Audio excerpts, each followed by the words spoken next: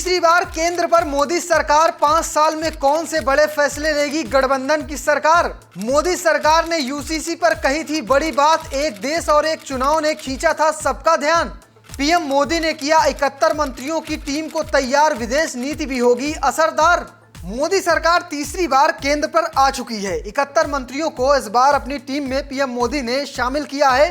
आपको बता दें कि इन 71 मंत्रियों में इस बार 30 कैबिनेट मंत्री हैं, 36 राज्य मंत्री हैं, 5 राज्य मंत्री स्वतंत्र प्रभार शामिल किए गए हैं। इस कैबिनेट में 7 महिलाओं को भी जगह दी गई है। इस बार यूपी से 11 मंत्रियों को मौका दिया गया है, लेकिन ये सरकार 2014 और 2019 की तरह नहीं है। इस बार भाजपा को सरकार बनाने के लिए सहयोगी पार्टियों का साथ लेना पड़ा है, लेकिन लोकसभा चुनाव 2024 के ऐलान से पहले पीएम मोदी ने या उनकी सरकार ने कई बड़े वादे किए थे। उनमें यूसीसी और एक देश एक कानून प्रमुख था, लेकिन अब गठबंधन की सरकार है और यही मोदी सरकार के सामने असली चुनौती है।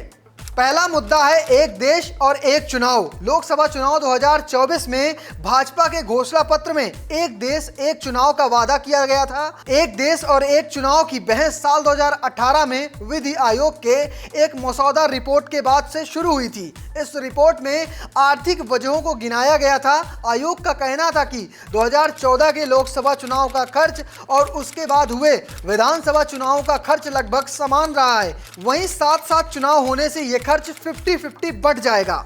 फिलहाल पूर्व राष्ट्रपति रामनाथ कोविंद की अध्यक्षता में एक समिति का गठन किया गया है। समिति ने अपनी रिपोर्ट भी राष्ट्रपति को सौंप दी है। भाजपा तो इसे लाने के लिए पूरी तरह से बेकरार है, लेकिन इस बार गठबंधन की सरकार है, क्या गठबंधन भी इसे सपोर्ट करेगा? तो आपको बता दूं कि एनडीए सरकार का अभिन्न अंग बन चुकी जेडीयू भी इस बार अपना इस पर समर्थन दे सकती है। दूसरा मुद्दा है यूसीसी। सबको पता है कि देश भर में सबके लिए एक समान कानून करना भाजपा के एजेंडे में रहा है। 2024 के घोषणा पत्र में भी भाजपा ने इस विषय को रखा है।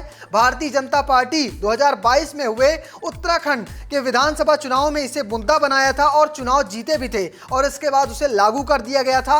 अब भाजपा के नेतृत्व वाले एनडीए के तीसरे कार्यकाल में समान नागरिक संहिता को आगे बढ़ाने पर जोर दिया जा सकता है। हालांकि इसके लिए सहयोगी दलों का समर्थन जुटाना एक बड़ी चुनौती होगी। यूसीसी के मामले में जेडीयू ने भी कहा था कि इसमें सबकी राय जरूरी है। तीसरा और सबसे बड़ा मुद्दा जनसंख्या नियंत्रण कानून, यह भी खूब चर्चा में रहा है। भाजपा इस पर सख्त कानून लाने के पक्ष में है, लेकिन नीतीश कुमार की पार्टी जेडीयू जनसंख्या नियंत्रण कानून लागू करने का विरोध करती रही है। नीतीश कुमार भी कह चुके हैं कि कानून से बेहतर है कि लोगों को जागरूक करने के साथ साथ महिलाओं को जागरूक और शिक्षित करने की जरूरत है।